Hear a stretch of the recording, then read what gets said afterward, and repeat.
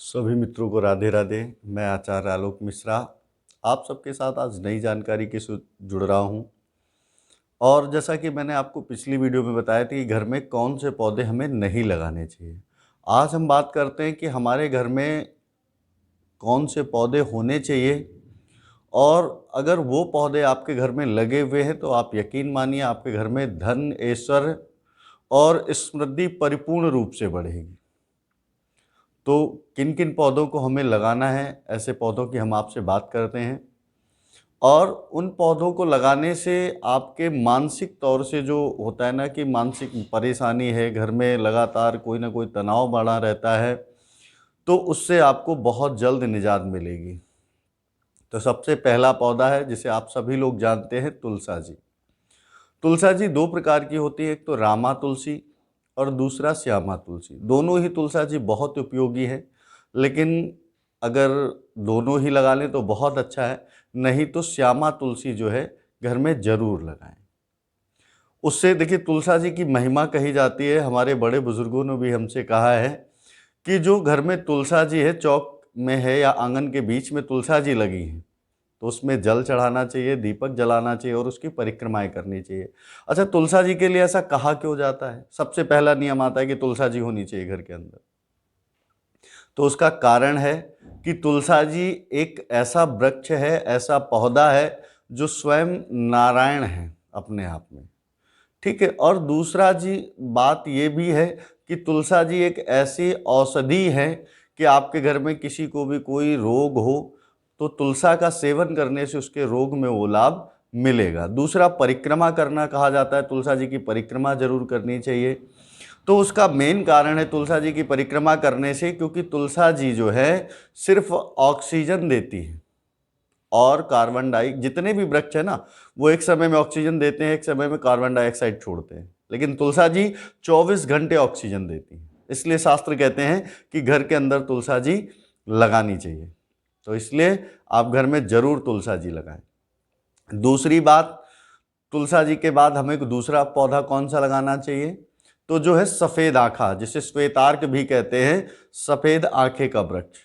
अगर आपने घर में लगाया है, बालकनी में लगाया है, अपने गार्डन में लगाया है, तो आप ये मानिए कि सफ़ेद आंखें का ये प्रभाव है कि आपके घर में अनायास कष्ट नहीं बढ़ने देगा, आपके घर में अकाल मृत्यु जैसी स्थिति नहीं बनेगी। तो आप अपने घर में श्वेत आंखें का पौधा जरूर लगाएं। और शास्त्रों में एक बात और आती है सफ़ेद आंखें के लिए, वो है कि जिनके घरों में सफ़ेद आंखा 12 साल का हो गया है, 12 वर्ष का हो गया है, उसकी जड़ से भगवान गणेश जी निकलते हैं।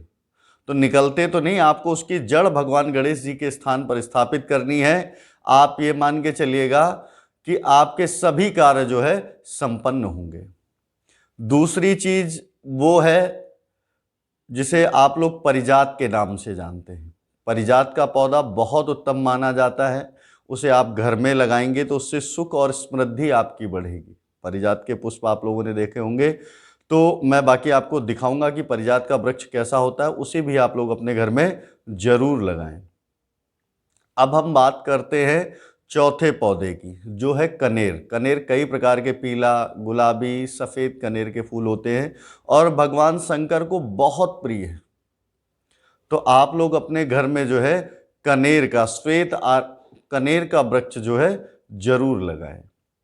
और पांचवा वृक्ष जो है जिसे कढ़ी पत्ता कहते हैं, उसे मीठा नीम कहा जाता है। तो आप ये मान के चलिए जैसे दीपावली इत्यादि पूजन करते हैं तो आप उसमें वो रखते हैं कढ़ी पत्ते को, उसमें माँ लक्ष्मी का वास माना गया है, इसलिए आप उसे अपने घर में जरूर लगाएं।